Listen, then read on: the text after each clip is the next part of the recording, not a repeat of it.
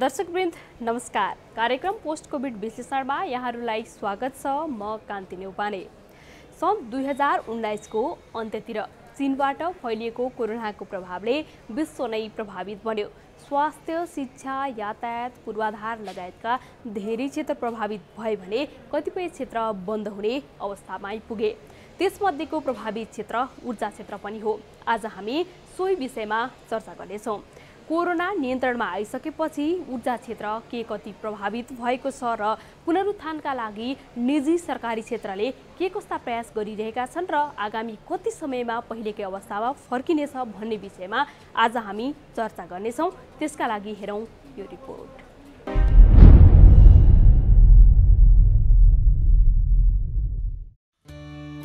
विश्वव्यापी फैलिएको कोरोनाको प्रभावका कारण लामो समय बन्द रहेका उद्योग, व्यवसाय, कलकारखाना, पर्यटन जस्ता धेरै क्षेत्रहरू यति बेला पुरानै लयमा फर्किने प्रयासमा छन्। यद्यपि कतिपय उद्योग र व्यवसाय भने अझै पनि सञ्चालनमा आउनै सकेका छैनन्। नेपालको कुल गार्हस्थ उत्पादनमा महत्त्वपूर्ण योगदान दिँदै आएका कृषि, पर्यटन, ऊर्जा जस्ता क्षेत्रहरू वर्षौं प्रभावित हुँदा अहिले त्यसको प्रभाव देखिन थालेको छ, जसमध्ये एक ऊर्जा क्षेत्र पनि हो। ऊर्जा क्षेत्रको आपूर्तिमा आएको अवरोध र उत्पादनमा भएको कमीका कारण आर्थिक वृद्धि दरमा प्रभाव परेको विभिन्न तथ्याङ्कले देखाएको छ। कोरोनाकै कारण प्रभावित बनेको ऊर्जा क्षेत्र यति बेला पुरानै लयमा फर्किने प्रयत्नमा छ। करिब 2 वर्ष बढी कामकाज ठप्प हुँदा प्रभावित भएको उक्त क्षेत्रले पहिलेकै लय समात्ने प्रयास गरेको हो। तर अहिले नै कहिलेसम्म पुरानै अवस्थामा फर्किन्छ भन्ने यकिन भने भएको छैन। कोरोनाले चाहिँ जलविद्युत क्षेत्रलाई चाहिँ ठुलै प्रभाव पारेको देखिन्छ, ठुलै असर गरेको देखिन्छ। यसमा तीनटा क्याटेगोरी, तीन खालका आयोजनाहरू, जलविद्युतका 3 किसिमका आयोजनाहरूलाई चाहिँ वर्गीकरण गरेर हेर्नुपर्ने हुन्छ। जस्तो जलविद्युतका आयोजनाहरूमा के हुन्छ भने एउटा चलिरहेका आयोजना हुन्छन् जुन चाहिँ निर्माण सम्पन्न भएर विद्युत उत्पादन भइरहेका छन्। एउटा चाहिँ निर्माणाधीन आयोजनाहरू हुन्छन् जसको चाहिँ निर्माण जारी छ, र अर्का खालका आयोजना चाहिँ अध्ययन भइरहेका आयोजना हुन्छन्। अब यसमा जुन आयोजना सकिएर विद्युत उत्पादन भइरहेको थियो त्यस्ता आयोजनामा चाहिँ धेरै ठुलो प्रभाव परेन कोरोनाको कारणले। निर्माणाधीन आयोजना चाहिँ सबैभन्दा बढी इफेक्ट भयो, सबैभन्दा बढी समस्या भयो, किनभने कामदारहरू बस्न सक्ने अवस्था भएन, सबै आफ्नो आफ्नो ठाउँ फर्किनुपर्ने भयो होइन। कोभिडका प्रोटोकलहरू जारी भए, त्यति बेला सबै सेक्टर, सबै अन्योलको अवस्था आयो, जसले गर्दा निर्माणाधीन आयोजना चाहिँ ठप्प नै भए र अध्ययन गरिरहेका आयोजनाहरू पनि अध्ययन गर्ने क्रम चाहिँ रोकिन पुग्यो त्यतिखेर। त्यसले गर्दा 2 खालका आयोजनामा चाहिँ ठुलो असर गर्यो। अहिले आएर चाहिँ कोभिडको असर न्यूनीकरण चाहिँ भएको छ, तर कम्प्लिटली हटिसकेको अवस्था छैन। अहिले चाहिँ कस्तो असर छ भने निर्माणाधीन आयोजनाहरू निर्माणका क्रमहरू चालु छन् होइन। जति बेला कोभिडको कारणले मान्छेहरू आउन सकेका थिएन, सामान ल्याउन सकेका थिएन, त्योहरू भइराखेको छ। तर कोरोनाले एउटा देशको आर्थिक अवस्थामा जुन असर गर्यो, इकोनोमीलाई जुन असर गर्यो, त्यसले गर्दा देशको चाहिँ आर्थिक अवस्था र यो हामीले जुन ब्याङ्कबाट लोन लिइरहेका हुन्छौँ, ऋण ल्याए हुन्छौँ, त्यसको ब्याज चाहिँ बढ्यो। अहिले सामान्य रूपमा पहिला कोरोनाभन्दा अगाडि 7%, 8%को ब्याज दर हुन्थ्यो, अहिले चाहिँ यो बढेर 12%, 13%को रेन्जमा छ। यसले गर्दा आयोजनाको लागत बढ्ने अवस्थामा पुगेको छ। यो पनि कोरोनाकै असर हो होइन।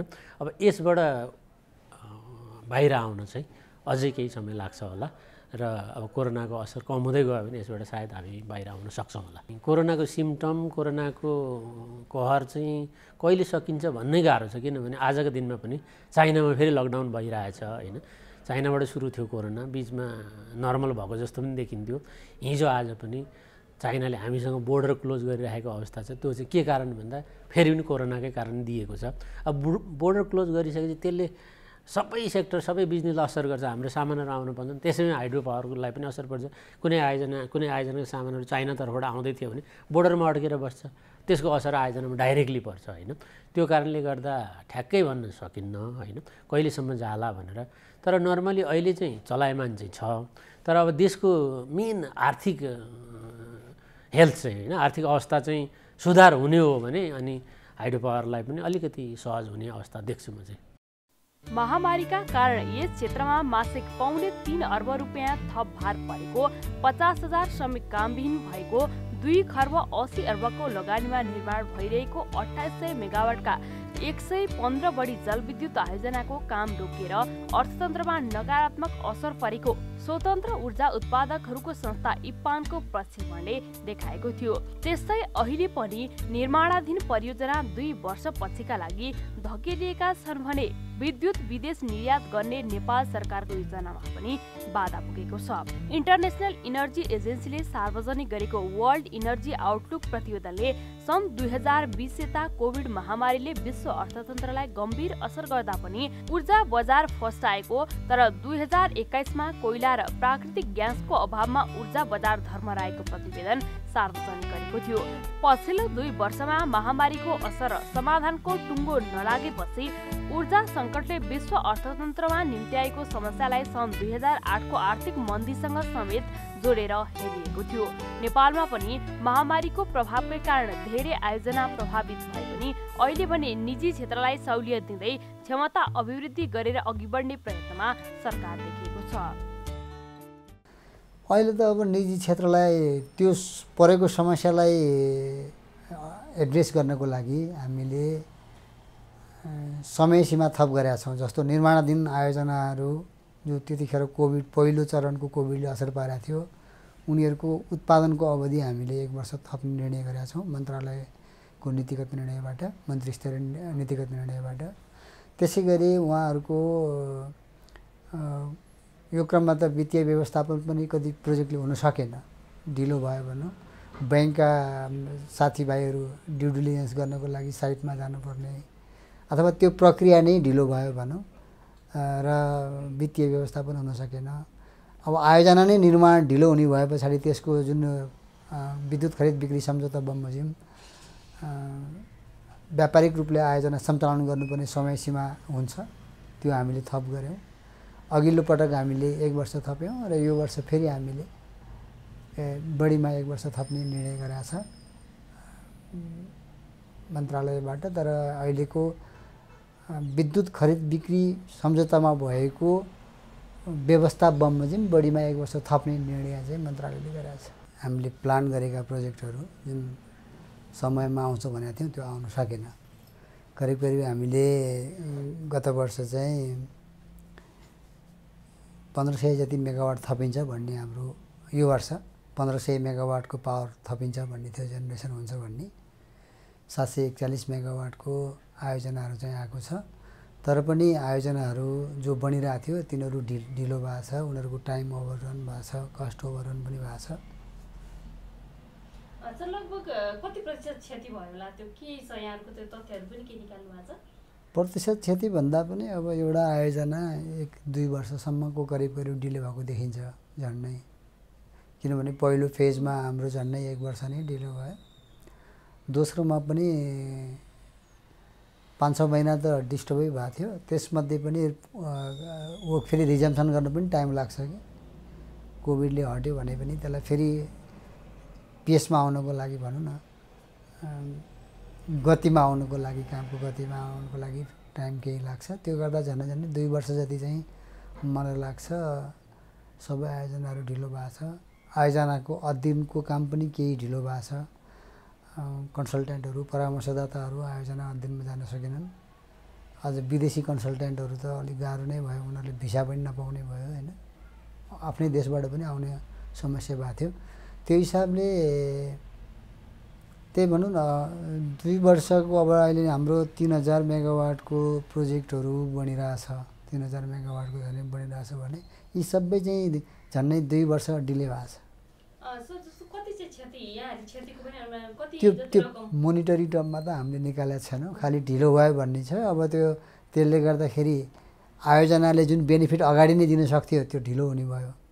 ती आयोजनाबाट उत्पादन हुन सक्ने बिजुली, अर्को ती आयोजनाहरूको लागत बढ्यो होइन। त्यो चाहिँ छ, तर कति पर्यो भनेर हामीले त्यस्तो हिसाब गरेका छैनौँ। कोरोना नियन्त्रणमा आएपछिको तथ्य हेर्दा हाल नेपालको विद्युत उत्पादन क्षमता 2190 मेगावाट रहेको छ भने आन्तरिक बजारको माग 1600 देखि 1700 मेगावाटको हाराहारीमा रहेको छ, जसमा प्राधिकरणको आफ्नै आयोजनाबाट 658 मेगावाट विद्युत उत्पादन हुन्छ भने प्राधिकरणका सहायक कम्पनी तामाकोसी र चिलिमेबाट थप 478 मेगावाट उत्पादन हुँदै आएको छ। सन् 2023 को जुलाईदेखि एक वर्षको अवधिमा नेपालले 1296 मेगावाट विद्युत बेच्दा 157.5 मेगावाट खरिद गरे पुग्ने प्राधिकरणको भनाइ छ। त्यसपछिको वर्षायाममा 1831.6 मेगावाट विद्युत निर्यात गर्दा 1.31 मेगावाट आयात गर्नुपर्ने देखिएको छ। सन् 2025 को जुलाईदेखि एक वर्षको अवधिमा वर्षायाममा 2456.4 मेगावाट विद्युत निर्यात गर्दै गर्दा आयात भने शून्यमा छाड्ने प्राधिकरणको लक्ष्य छ। यद्यपि गत जेठ 19 गतेबाट नेपालले भारतमा विद्युत बेचिरहेको छ, जसका लागि प्रत्येक दिन 10 देखि 12 बजेसम्मको समय तोकिएको छ। त्यस्तै हाल भारतीय बजारसँग जोडिनका लागि 4 अन्य प्रसारण लाइनको विकास कार्य पनि अघि बढाइएको छ। कोरोनाले प्रभावित ऊर्जा क्षेत्र सुधारका लागि निजी र सरकारी क्षेत्रले प्रयास गरिरहे पनि महामारीको प्रभाव छिट्टै यथास्थितिमा फर्किने अवस्था भने नदेखिएको विज्ञहरूको भनाइ छ।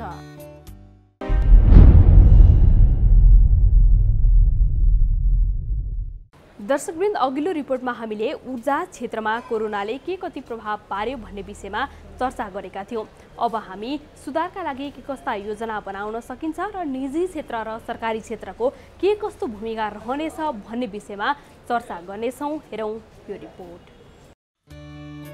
संसारभरि फैलिएको कोरोनाले प्रभावित ऊर्जा क्षेत्र सुधारका लागि सरकार र निजी क्षेत्रले विशेष पहल गर्न थालेका छन्। यद्यपि आर्थिक मन्दी, बैंकहरूले ब्याज नदिँदा, गुणस्तरीय जनशक्ति समयमा काम नहुँदा र कतिपय परियोजनामा लापरवाही हुँदा उक्त क्षेत्र तत्कालै यथावत स्थितिमा फर्किने भने देखिँदैन। तसर्थ निजी क्षेत्रलाई विश्वासमा लिएर नियम कानुन खुकुलो बनाएर र प्रविधि मैत्री ढङ्गले सरकार अघि बढ्नुपर्ने व्यवसायीको भनाइ छ।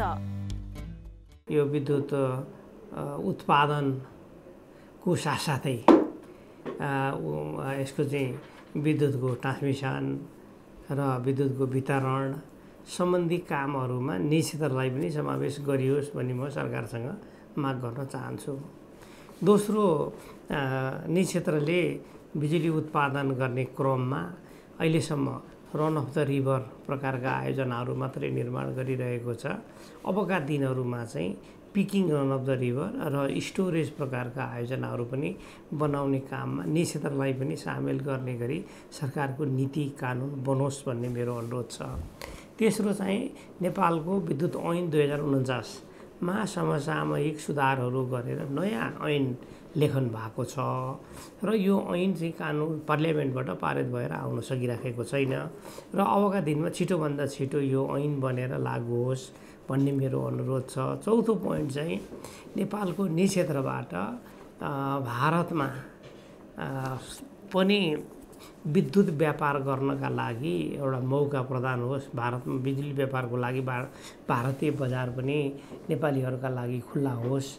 यसमा निजी क्षेत्रले पनि काम गर्न पाओस् र आगामी दिनहरूमा हामीले देशको बढ्दो व्यापार घाटा कम गर्नका लागि यो विद्युतको देशभित्रै खपत बढाउने र त्यहाँबाट उब्रिएको विद्युत चाहिँ निर्यात गरेर विदेशी मुद्रा आर्जन गरी देशको शोधनान्तरी स्थितिलाई प्रतिकूल बनाउने क्षेत्रमा हामीले काम गर्नुपर्ने हुँदा यो विद्युतको उत्पादन अनि यसको औद्योगिक खपत सँगसँगै निर्यातका कामहरू गर्नेमा चाहिँ बढी प्रयत्न गर्नुपर्छ र यसका लागि सरकारले निजी क्षेत्र मैत्री प्राइभेट सेक्टर फ्रेन्डली पोलिसी बनाएर अगाडि जानुपर्छ भन्ने मेरो राय सल्लाह सुझाव छ।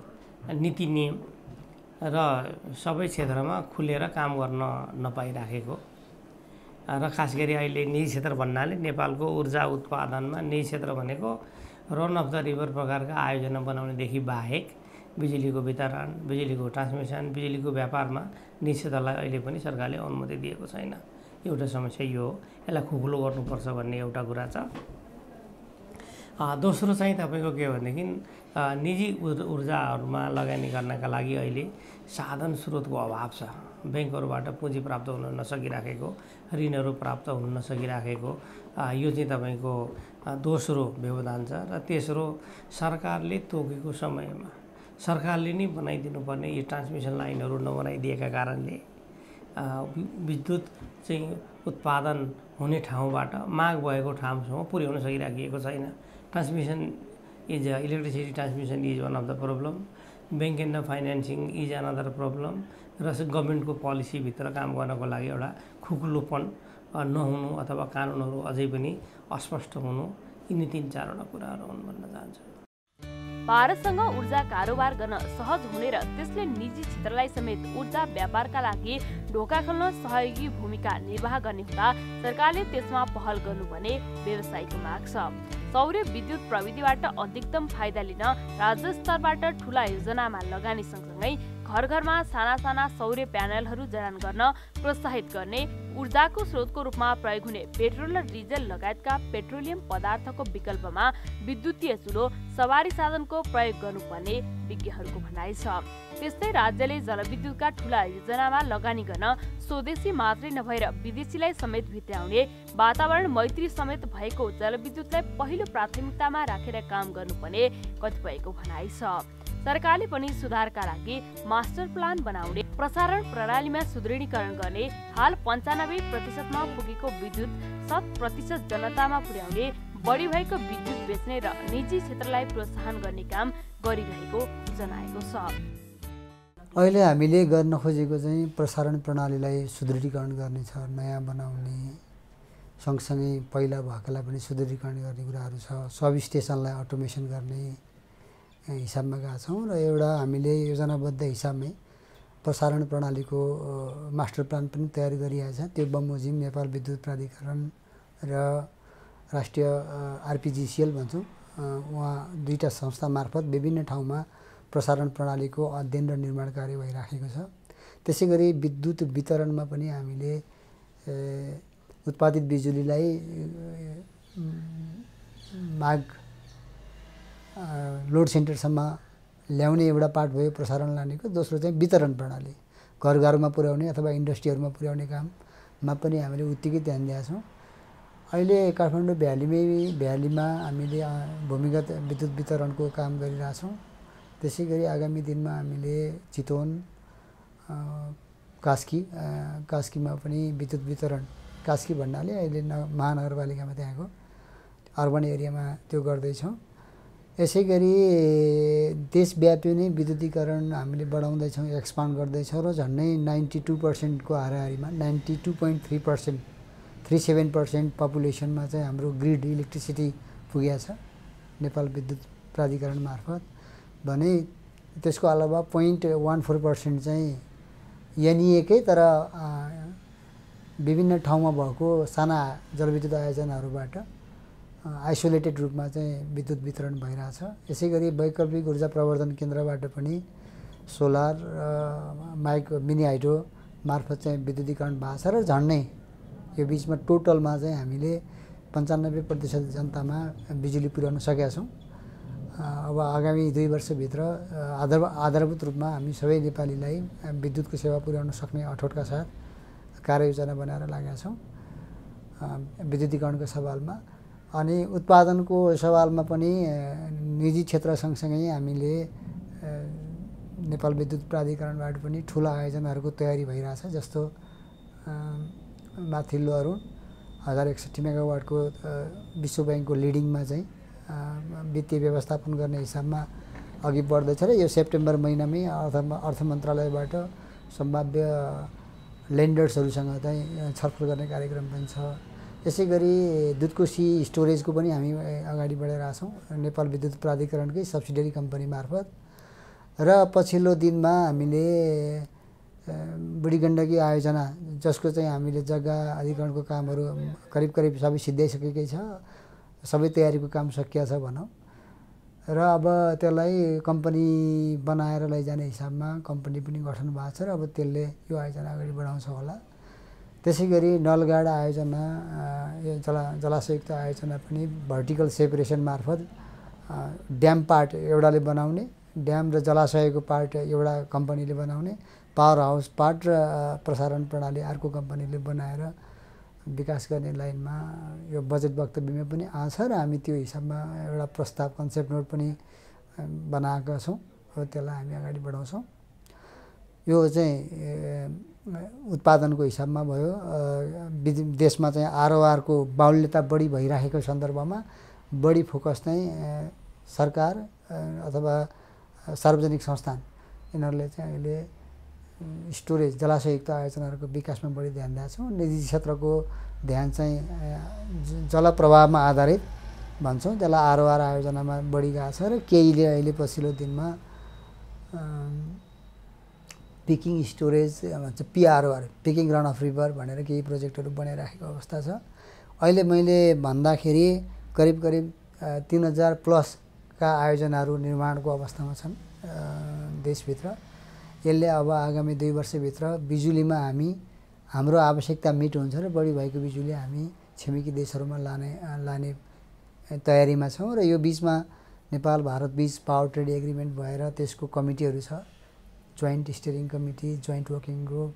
त्यो मार्फत हामीले बिजुली इम्पोर्ट र एक्सपोर्टको व्यवस्था गर्नको लागि इन्टरकनेक्सन फेसिलिटीहरूको प्रक्रिया बढाछौँ। निर्माणमा एउटा त ढल्केबार मुजफ्फरपुर बनिसकेकै छ, अब बुटबल गोरखपुर प्रसारण लाइन पनि बढ्ने हिसाबमा छ। त्यसमा नेपाल विद्युत प्राधिकरण र भारतको पावर ग्रिडले चाहिँ संयुक्त कम्पनी स्थापना गरेर त्यो अगाडि बढाउँदैछ। यसै गरी एमसिए नेपाल मार्फत चाहिँ यो 317 किलोमिटर लामो प्रसारण प्रणाली लप्सीफेदीबाट रातेमाटे तनहु हुँदै न्यू बुटबल पुर्याउँदै बढी भएको बिजुली भारतीय बजारमा लान सक्ने हिसाबबाट हाम्रो तयारी भइरहेछ। अरू सम्भाव्य प्रसारण प्रणाली जुन हामीले आइडेन्टिफाई गरेका छौँ 5 वटा पुलिङ स्टेसन छ नेपाल र इन्डियाको प्रपोज गरेको। त्योबाट 11 वटा प्रसारण लाइनहरू मार्फत हामीले देशभित्र बढी भएको बिजुली भारतीय बजारमा अथवा बङ्गलादेश बजारमा लान सक्छौँ भने हामीलाई आवश्यक भएको बेलामा फेरि त्यही नेटवर्क मार्फत हामी देशभित्र ल्याउन सक्छौँ।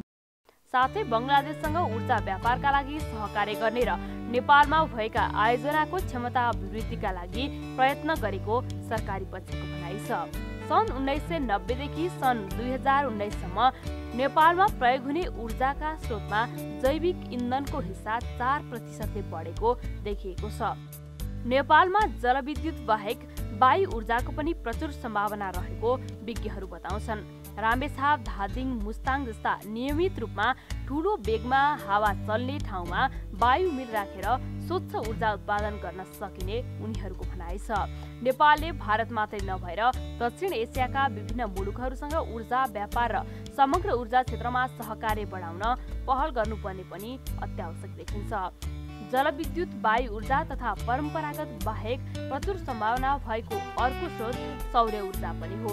वर्षभरि करिब 12 महिना घाम लाग्ने मधेस तथा पहाडका धेरैजसो स्थानमा सौर्य ऊर्जा अत्यन्तै राम्रो विकल्प बन्ने विभिन्न अध्ययनले देखाउँदै आएको छ। सौर्य ऊर्जालाई ताप र विद्युत दुवै रूपमा बढीभन्दा बढी उपयोग गर्न सके नेपालले ऊर्जा सङ्कटबाट पार पाउन ठूलो योगदान हुने विश्लेषण पनि हुँदै आएको छ। नेपालले कार्बन व्यापार मार्फत ठूला देशबाट पाउने रकम मात्र लगाउने हो भने पनि सौर्य विद्युतको क्षेत्रमा राम्रो काम हुन सक्ने कतिपयको तर्क छ। नेपालले सम्भावित बजारबाट पावर एक्सचेन्ज अनि द्विपक्षीय कामकारबाही अघि बढाउन सक्ने हो भने महामारीले प्रभावित ऊर्जा क्षेत्रले छिट्टै फड्को मार्ने देखिएको छ।